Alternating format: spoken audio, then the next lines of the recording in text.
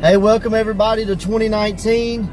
Dynamite J. Andrews, Wes Warren, and we're going to start the new year off with Ego on break, and maybe review a little bit about what happened in pro wrestling Ego in 2018, maybe some things we're looking forward to in 2019, and if we run out of stuff, we'll just ramble about wrestling. How does that sound to you? I love rambling about wrestling. All right, Wes, what was your favorite moment in 2018 in Ego? My favorite moments? One I'm in, or just in general? Both. Let's do both. Okay. First, I'm going to go away from me. I think probably the best moment was probably JD beating O'Shea in about 45 seconds flat. Yeah, it's very quick. Capture his first Pride Championship. I learned a lot from JD, and we've traveled up and down the road together. So it was pretty cool to see him win that championship. Yeah, achieve that goal. Yeah. Yeah, especially from a guy that, was essentially a comedy act when he first started. Certified, Mr. Jenkins. Yeah. So then he moved into the Boot Boy, which was, if Certified wasn't comedy, Mr. Boot Boy Bubbler was.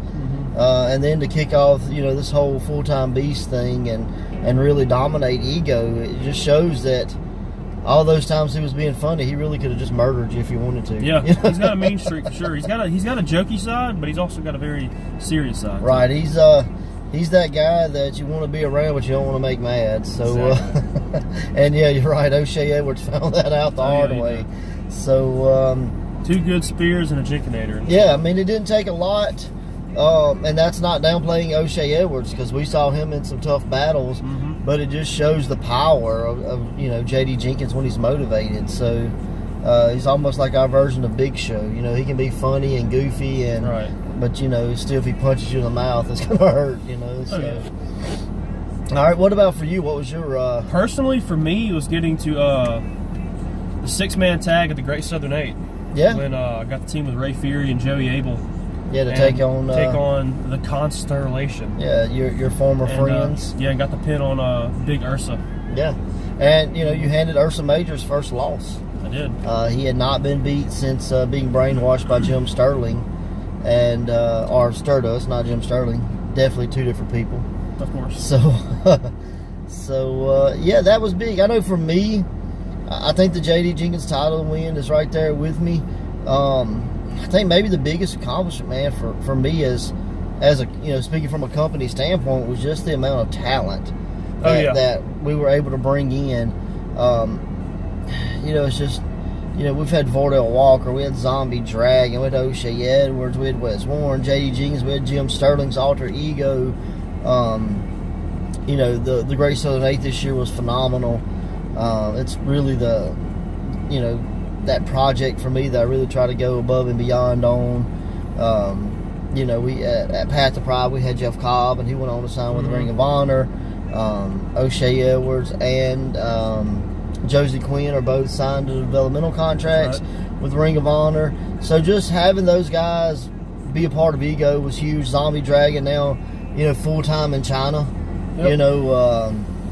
So that's crazy, and the careers that guys that came from the Ego Dojo with you and Ray Fury and JD and others, and the amount of states y'all have been in, and traveling, and you're not just Mississippi wrestlers, you're out there getting bookings and making towns and really spreading that brand of what you can do if you put your mind to it, So I think that was probably one of the biggest things for me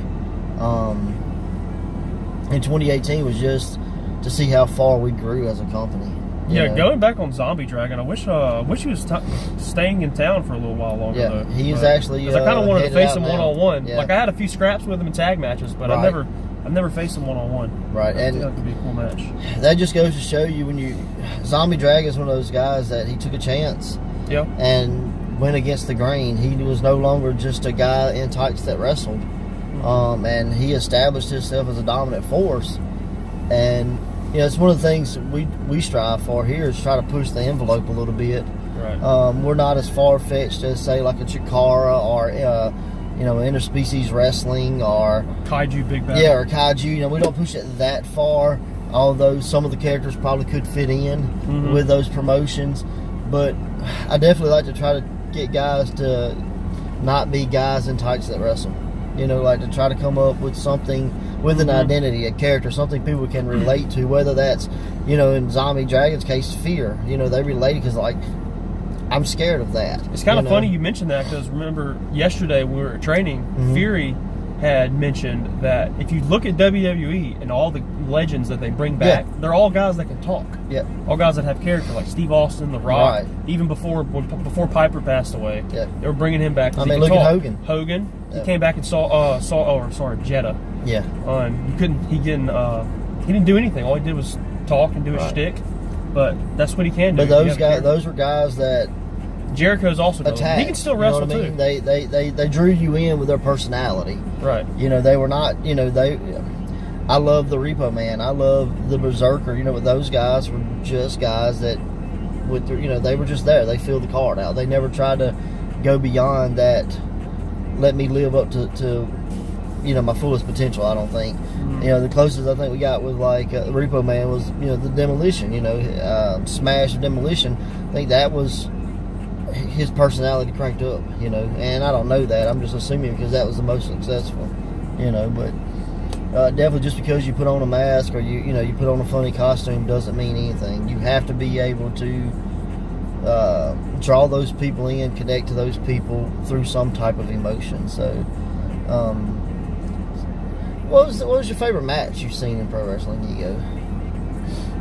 2018 and this year.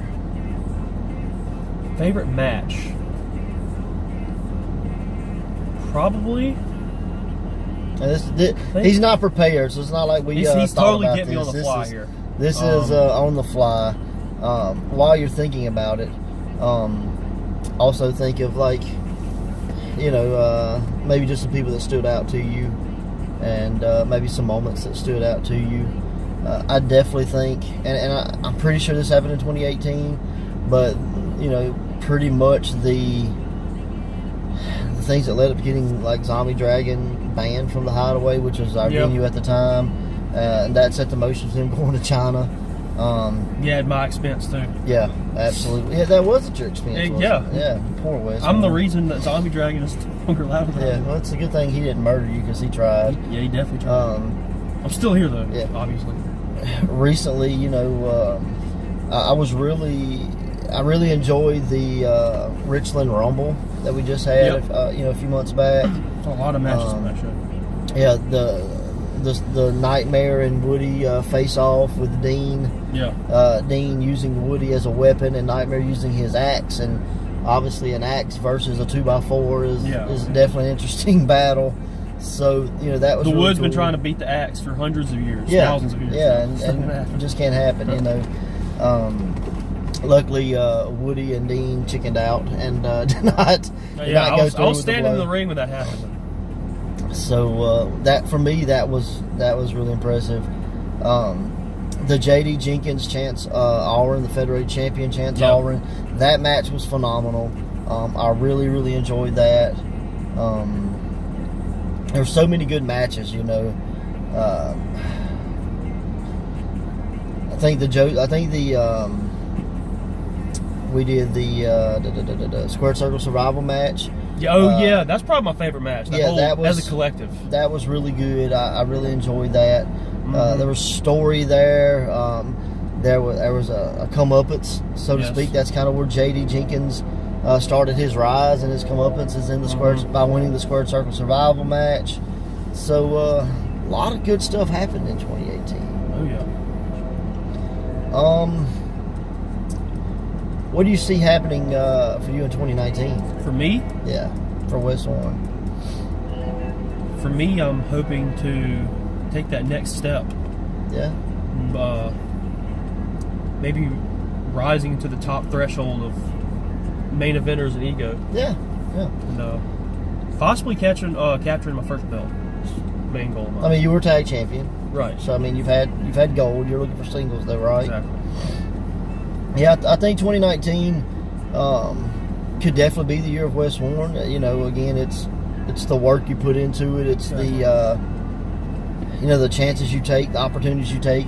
I think what I'd like to see for Wes Warren, and not just Wes, but a lot of the guys in Ego, is that to carry that flag of ego to other promotions, Mm-hmm. you know, and not the hey we're invading or anything like that, but just representing. Yeah, you know, brand ambassadors. I think that would be really cool.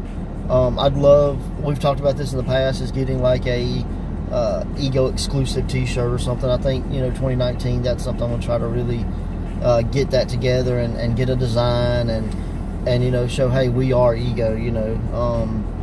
I think that it goes a lot, not just to build a brand, but it goes a lot to build the wrestlers, because if a brand is big and you're associated with that brand, I think that ups your level. Mm-hmm. Dr. Pepper is an established brand by itself, but part of the Pepsi and Mountain Dew, just elevates that brand. So I definitely think guys being the ambassadors and not just elevating the brand, but elevating themselves by being associated with the brand.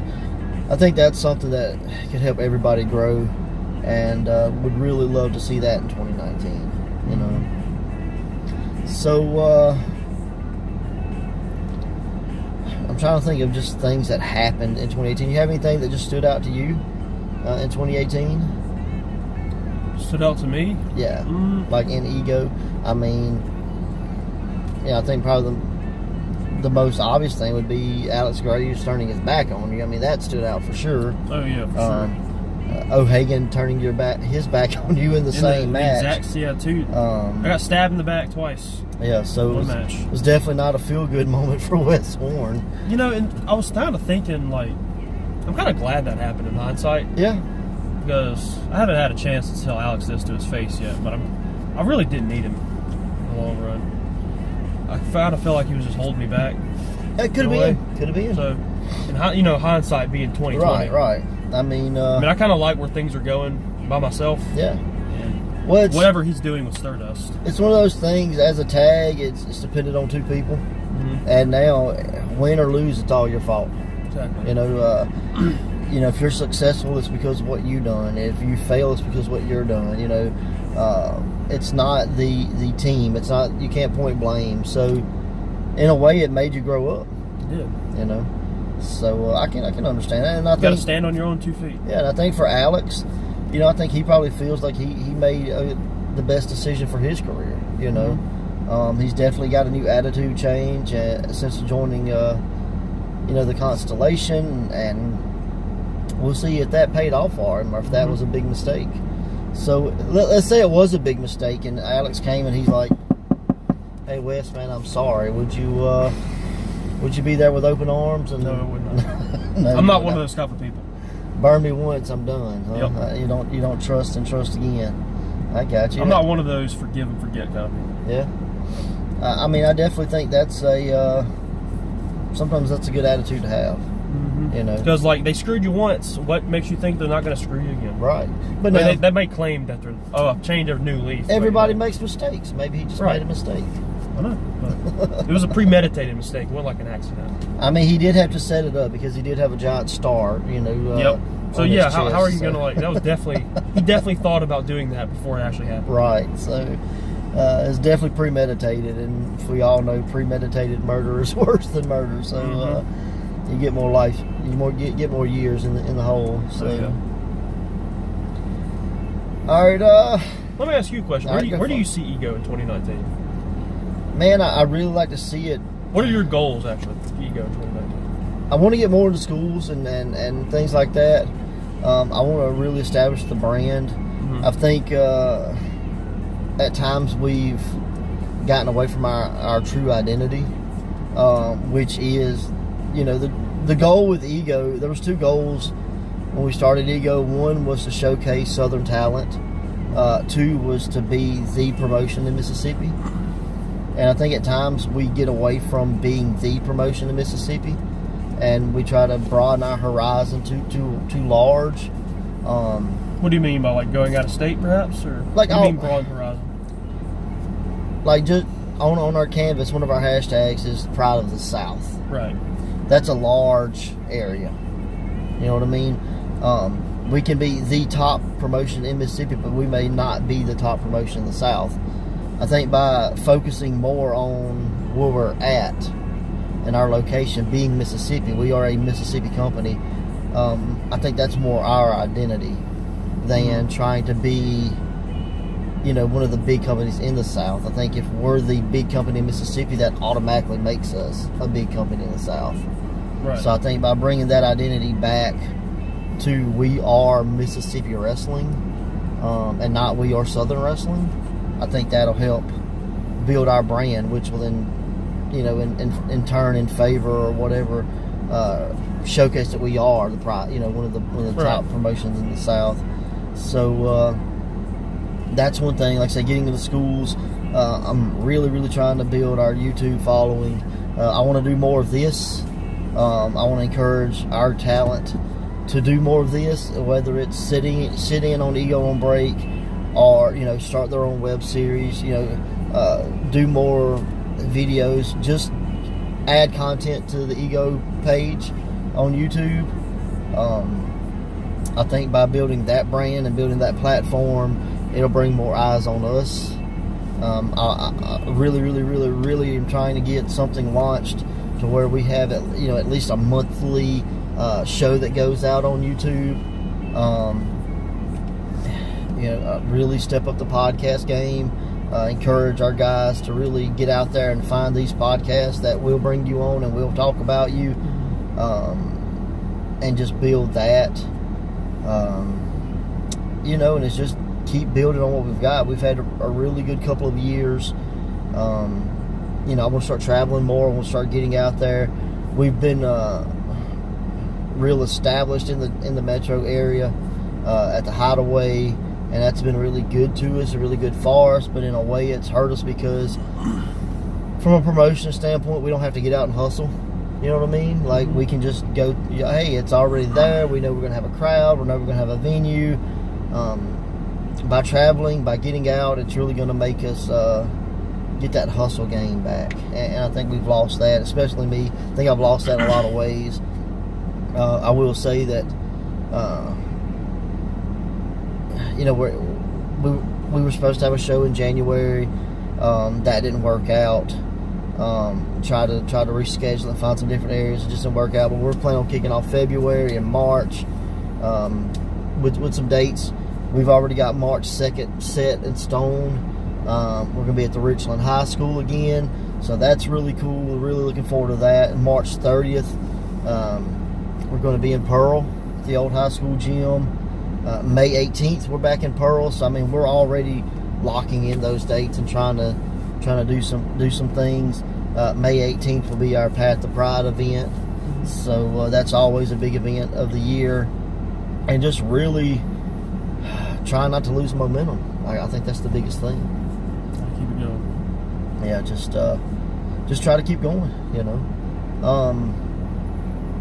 I'd really like to see new faces at Ego, but at the same time, I'd really like to see those within Ego, especially guys like you and JD and Ray and Oblivion and as bad as I hate to say, Ursa Major and Alex Graves and the guys that came from Ego, that were born in Ego. I'd really like to see them take those reins to be those main event guys and be those top guys and be the guys that are out at schools and restaurants and things.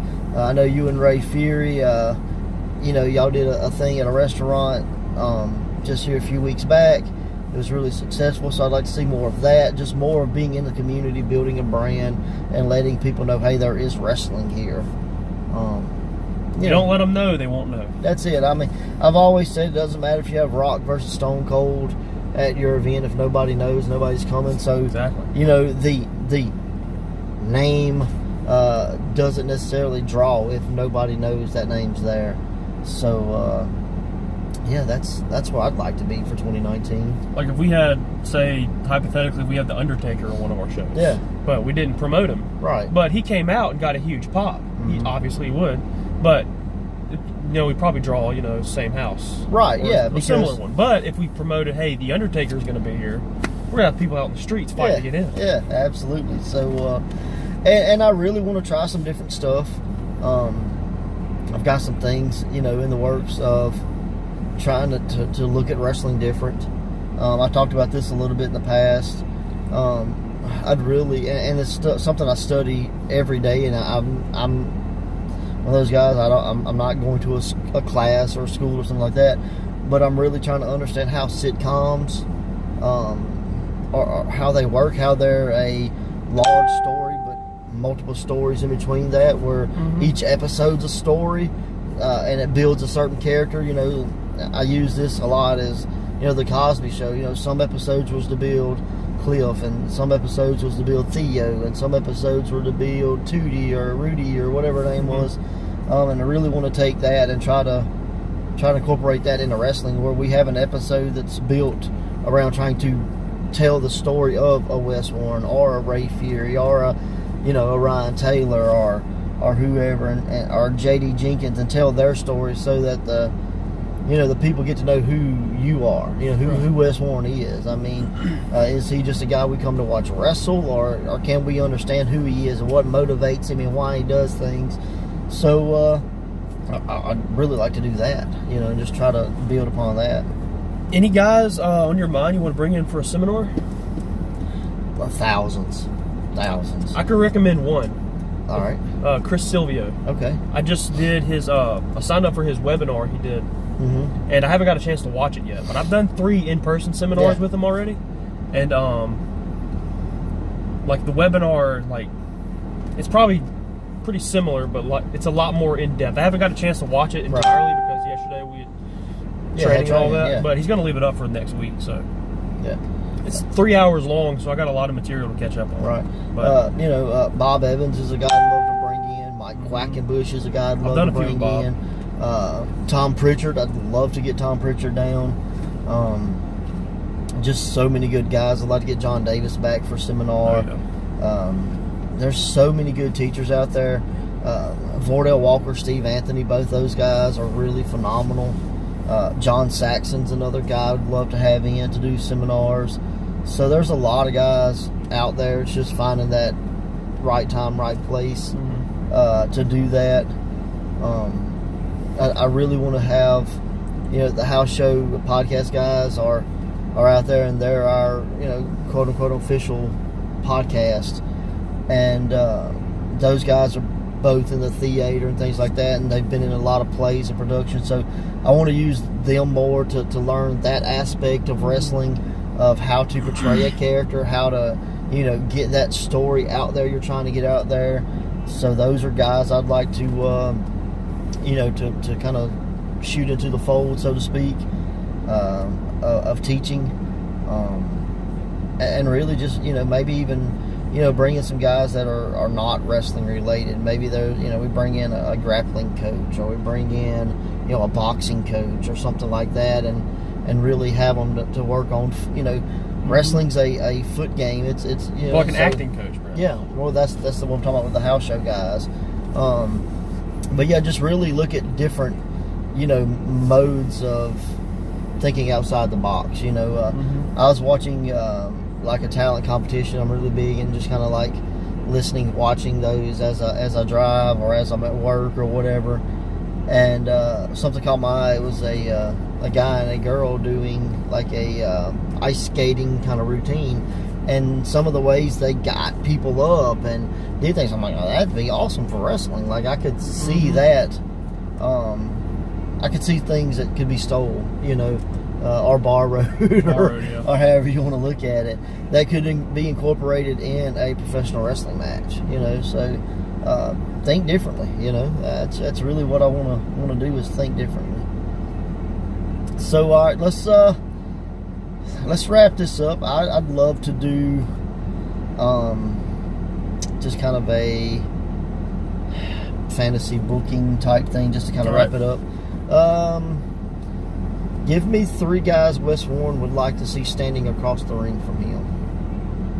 Okay. And guys that would be realistic, like not The Undertaker. You know what I mean? Right, not Brock Lesnar. Like actually, Wes I made Warren a list. Yeah, a list are all the rage these days, apparently. Unless you're JD Jenkins. Yeah, some people you either love them or you hate them. JD Jenkins doesn't make lists. Everybody's on his list, he said, which in theory is a list. So way to bust your own. Everybody's on my never-ending lists. But yeah, I made a list not too long ago of a few guys I would like to square off one-on-one with this year. And give me 1 second. Yeah, well, I'll give you 3 guys I would like to see come back to Ego, at least for a match or 2 in 2019. One would be Christian Blake. Christian's always been one of my favorite guys. It's just one of those, you only have so many matches on a card. He's a guy I'd love to see back. Vordell Walker would be a guy I'd love to see back in Ego. Steve Anthony is another guy I'd love to see back, and I'm gonna go with more than 3.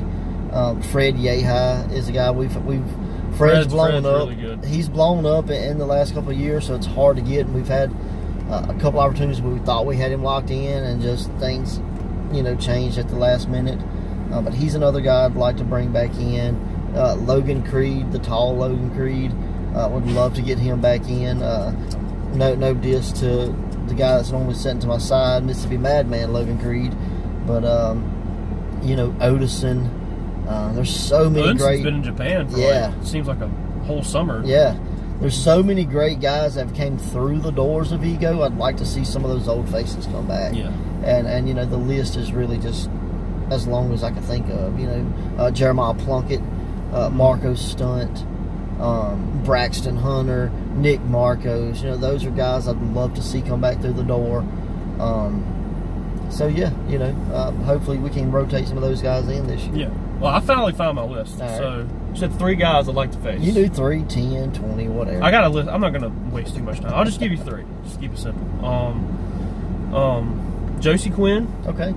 The guy that just won the Great Southern 8. Yep. Ray Fury. Okay. Of course. And Mr. John Davis. Wow. Right. It's We're shooting for the stars here. yeah. Why not? Why not?